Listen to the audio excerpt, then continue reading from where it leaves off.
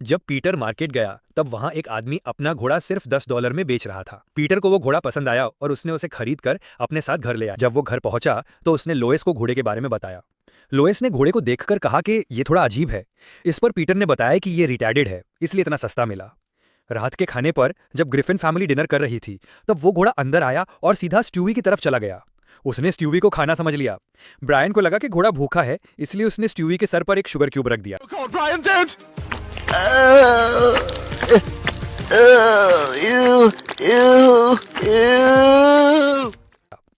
आधी रात को वो घोड़ा लोइस के कमरे में घुस गया और उसने पीटर का बॉटम भी साफ कर दिया। What made you come around, Lois? I love you so much.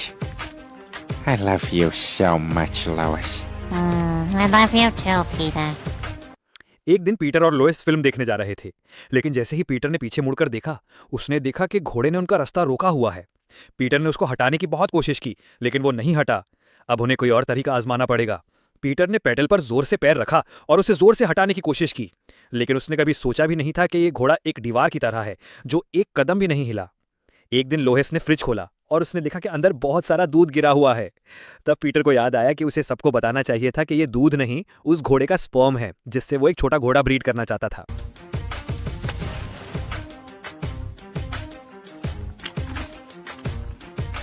फिर पीटर इस घोड़े को रेसिंग कॉम्पिटिशन में ले गया और घोड़े के लिए एक प्रोफेशनल छोटा जॉकी भी ढूंढा। अगर वो रेस जीत जाता है तो वो फ्रिज में रखा स्पर्म बेचकर बहुत सारा पैसा कमा सकता था। जल्द ही रेस शुरू हो गई। ऑडियंस बहुत एक्साइटेड थी और पीटर को कुछ पैसे जीतने की उम्मीद थी, लेकिन मैगन को पीटर के घोड़े से कोई उम्मीद नहीं थी। रेस शुरू होते ही पीटर का रिटार्डेड घोड़ा ट्रैक पर चलने के बजाय सीधा दाएं मुड़ा और वो सीधा ऑडियंस की तरफ चला गया। बाद में लोइस के कैलकुलेशंस के मुताबिक इस घोड़े ने $1 लाख का नुकसान कर दिया था। अब इस नुकसान को भरने के लिए ग्रिफिन फैमिली को अपना घर बेचना पड़ेगा। पीटर पहले से ही परेशान था, इसलिए उसने लोइस को घोड़े के बारे में बात करने से मना करता है।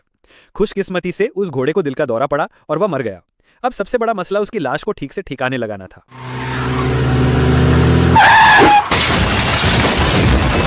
Oh boy, I miss the old days when it was just a flaming bag of poop and a hurtful note.